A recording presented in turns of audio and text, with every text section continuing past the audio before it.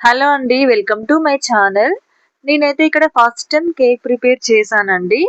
Cake అయితే చాలా స్మూతీగా, చాలా టేస్టీగా వచ్చింది. కేక్ చేయడం ఇంత ఈజీనా అనిపించింది.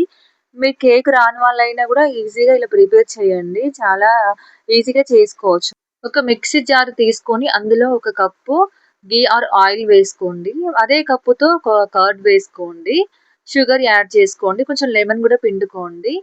వీటిలో మనకు ఫ్లేవర్ కోసం వెనిలా ఎసెన్స్ యూజ్ చేశాను నేను. దీన్ని అంతటిని మంచిగా మిక్సీ పట్టుకోండి బబుల్స్ వచ్చేంత వరకు. నేను మైదా పిండి కాకుండా ఇక్కడ గోధుమ పిండి యూజ్ చేశానండి.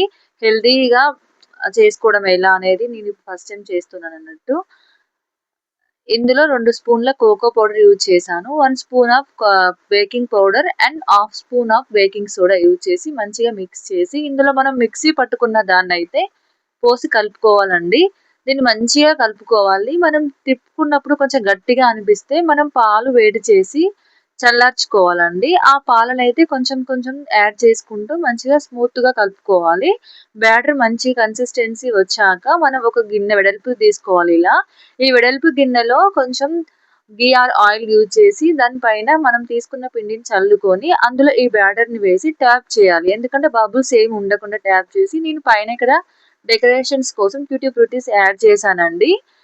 మనం ముందే ఈ మనం ఈ బ్యాటర్ ప్రిపేర్ చేసుకునే ముందే ఇలా స్టవ్ మీద గిన్నె పెట్టుకొని చిన్న మీడియం సైజులో వేడి చేసుకోవాలండి. ఇది ప్రీ హీట్ చేసుకొని ఇది హీట్ అయ్యేంత మనం బ్యాటర్ ప్రిపేర్ చేసుకున్నంత వరకు అయితే ఇది హీట్ అవుతుంది కదా.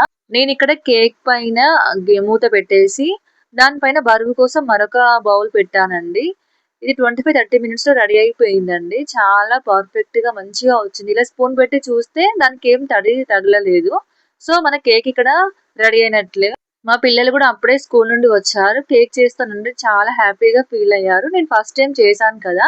ఇంత పర్ఫెక్ట్‌గా రావడం వాళ్ళు చాలా హ్యాపీగా ఫీల్ అయ్యారు. మనము ఇప్పుడు ఏం చేయాలంటే పక్కన పెట్టేసి ఒక క్లాత్ కప్పుకోవాలి. కొంచెం కూల్ అయ్యేంత వరకి. చాలా హీట్ ఉంటుంది కదా! సరే కూల్ అయిపోయిన తర్వాతకి ఇలా చాక్‌తోనైతే సైడ్‌ని ఇలా అనుకోని మనం టర్న్ చేస్తే చూడండి ఎంత పర్ఫెక్ట్‌గా వచ్చిందో కేక్. ఇలా అనంగానే కింద పడింది. సో, చాలా పర్ఫెక్ట్‌గా వచ్చిందని అనుకోవడం కదా! వచ్చింది కూడా. చూడండి ఇలా ఒత్తుతూ ఉంటే కూడా చాలా స్మూత్‌గా ఉంది. ఇది టర్న్ చేసుకున్నయితే మేము కేక్ కట్ చేసాము. చాలా బాగా వచ్చింది. ఫస్ట్ టైమ్ చేసాము. ఇంకా మైదా పిండి అయితే ఇట్లా బ్రెడ్ లాగా కనిపించేది. నేను యూజ్ చేసిందయితే హెల్తీ పౌడర్ మైదా పిండి కాదు కదా! ఇంట్లో పౌడర్ ఏంటంటే రాగులు, సజ్జలు, జొన్నలు అండ్ గోధుమలతో పిండి పట్టాను కదా! వాటితోనైతే నేను ఇక్కడ కేక్ చేశాను. సో, మైదా పిండితోనైతే ఇంకా ఎలా అంటే బ్రెడ్ లాగా వచ్చేది. పిల్లలు చాలా ఇష్టంగా తిన్నారు.